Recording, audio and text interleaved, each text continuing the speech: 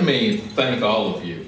The very first time I spoke to a gathering of the Chamber of Commerce happens to have been August of 2002, approximately 60 days after I won the Democratic nomination. And I was glad to be there. You know, Tony, you can relate to this. Most of the companies and entities in this room I had attempted to get to know during the campaign and was unsuccessful most of the time. So it was kind of an opportunity to say hello and to greet a lot of you all when I came here 7 years ago. I remember one of the people who was on the podium with me that day is none other than Dudley Reynolds. Dudley, you were one of the doors that opened for me way back when. And I don't just mean 2002, I mean in 2000. Now, my candidacy was so below radar in 2000, Dudley probably kept the appointment off the official ledger at the office, but I remember I was there. Thank you for what you have done for Energen. Thank you for what you do for this chamber. And I see why they keep making you be the president. Thank you so much for our friendship, too. Now, what I want to do, ladies and gentlemen, obviously there's an enormous amount to talk about, and I'm going to save virtually all of my comments on the national economy until we get to the Q&A section of my remarks. I'm going to talk primarily, surprise, surprise, about some challenges facing the state of Alabama. But forgive me if I can begin with a personal observation. This podium has great moment to me, and this place has great moment to me. Very first time I saw the skyline behind me, I was 12 years of age, and I came here for a very nerdy purpose. I was the Montgomery County Spelling Bee champion. And this is where the state spelling bee was held. It was at Sanford. But my mother and I were staying with a relative, and we ended up coming to downtown Birmingham the night before, and for the first time in my life, I saw the vista behind me. And I had a thing for skylines at that point in time in my development. I would sometimes look out from downtown Montgomery and see the skyline beyond the Alabama River. And I would wonder, in the way that a 12-year-old child might, how far do you have to go? And how long do you have to travel to reach the other end of that horizon? It looks like an impossible, impenetrable path off in the distance. Well, ladies and gentlemen, that's kind of how we think about a lot of the challenges that have faced our state in the last 20 years. We've kind of looked off in the distance. We've had a hint of the future coming, but we've contented ourselves with the sure knowledge that it's a long way away, and it seems like it will take you forever to get there.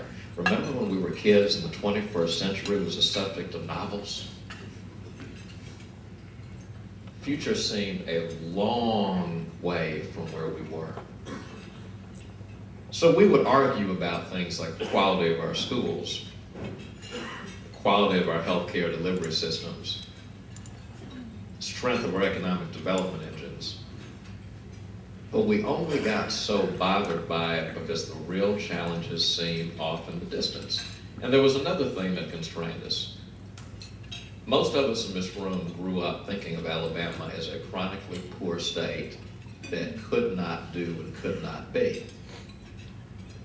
So even public servants and good private servants who wanted to move Alabama forward would often say, well, yes, we would like to have a first-class education system. Yes, we do want new strategies for new jobs, but what do you expect? We're a poor state.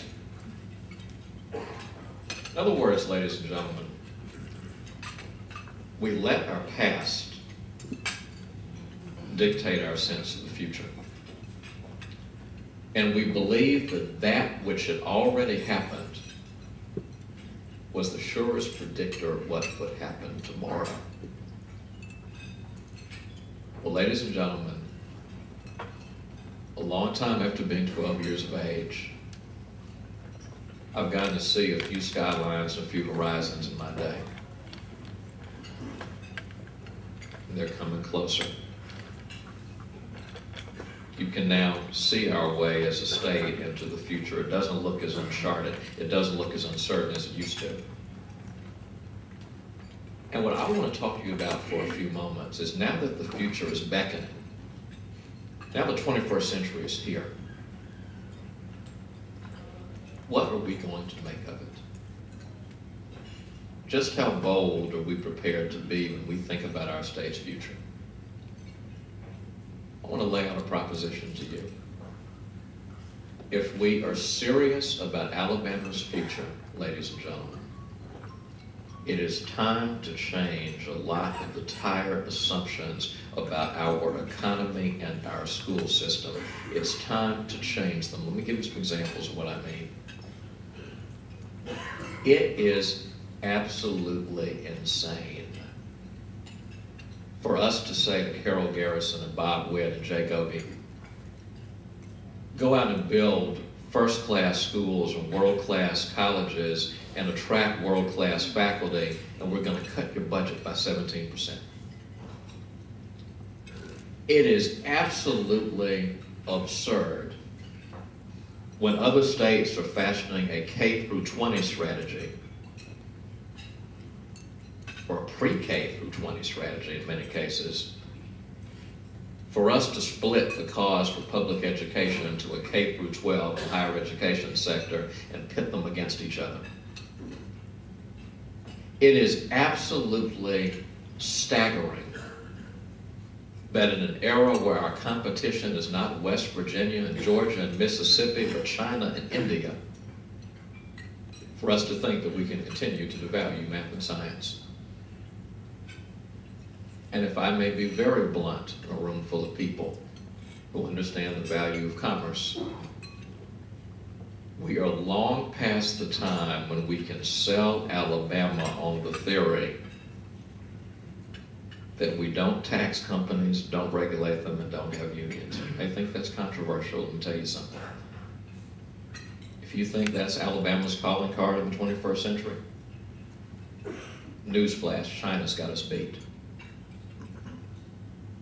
They're a socialized economy that doesn't tax companies at all. They don't regulate their environment at all. And they have less unions than our 10%. They have none. The old strategy won't work when South Carolina is our competition, or when South America is our competition. Colombians, Guatemalans, the Brazilians. The old strategies won't work, ladies and gentlemen, when despite all of our good efforts, we're losing young people at every portal. To me when I say that. You know the dropout numbers. You know that 2 out of 5 ninth graders do not graduate within 4 years. 2 out of 5 ninth graders drop out before senior year. Most of you know that number. Let me give you another number you may not know as well. 41% of our high school seniors do not go on to college. Graduating high school seniors. And of course, if you graduate, you pass the Alabama exit exam, and you're presumed to be eligible and capable of doing work in any school in our state. The ones who get to college, 50% don't graduate. And the ones who leave college, who make it through those chokeholds, the more advanced their degree, the more likely they are to leave the state of Alabama, which is why even today, with all of our wonderful colleges and all the good work they do, 19.8% of our people have a college degree in this state. It's not that we're not producing folks with college degrees, it's that we're not keeping folks with college degrees.